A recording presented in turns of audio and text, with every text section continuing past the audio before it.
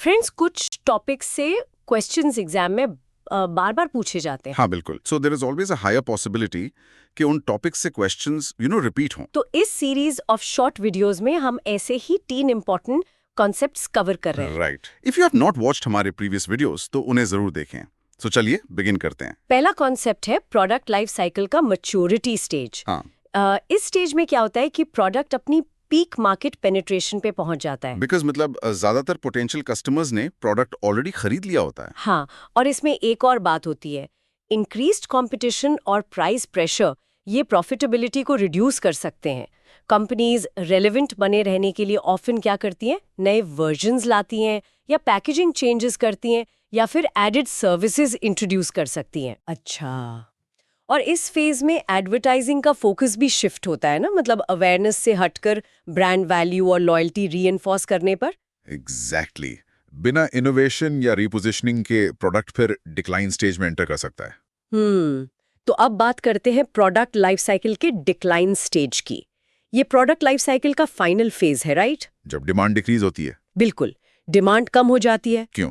या तो changing consumer preferences की वजह से, या टेक्नोलॉजिकल एडवांसेस, या फिर मार्केट सैचुरेशन के कारण। और इसके चलते जाहिर है लोअर सेल्स और प्राइस कट्स होते हैं, जिससे मार्जिन्स श्रिंक हो जाते हैं। कंज्यूमर्स भी अक्सर नए, बेटर या ज्यादा कॉस्ट इफेक्टिव प्रोडक्ट्स की तरफ मूव कर जाते हैं। एग्जैक्टली ऐसी सिचुएशन में कंपनीज के पास कुछ ऑप्शंस होते हैं। या तो प्रोडक्ट को फेज आउट कर दें, या उसे रीडिजाइन करें, या फिर किसी नीश मार्केट को टारगेट करें। राइट। अच्छा, और तीसरा इंपॉर्टेंट टॉपिक है कस्टमर आइडेंटिफिकेशन प्रोसीजर यानी CIP डॉक्यूमेंट्स।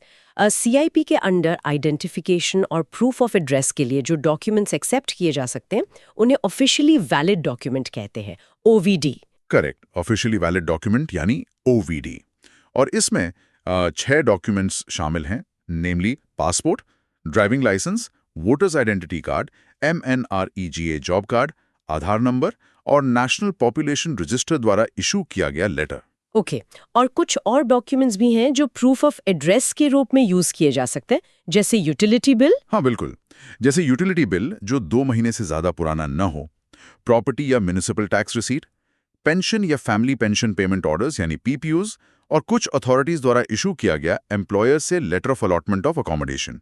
ये एड्रेस प्रूफ के लिए चल सकते हैं। Got it. फ्रेंड्स, एक और बात, पिछले 30 सालों में 10 लाख से ज्यादा बैंकर्स ने हमारे वीडियो लेसन्स और PDF मटेरियल यूज करके अपने JAIIB, CAIIB promotion exam pass किए हैं। हाँ, so if you also want to improve आपके एग्जाम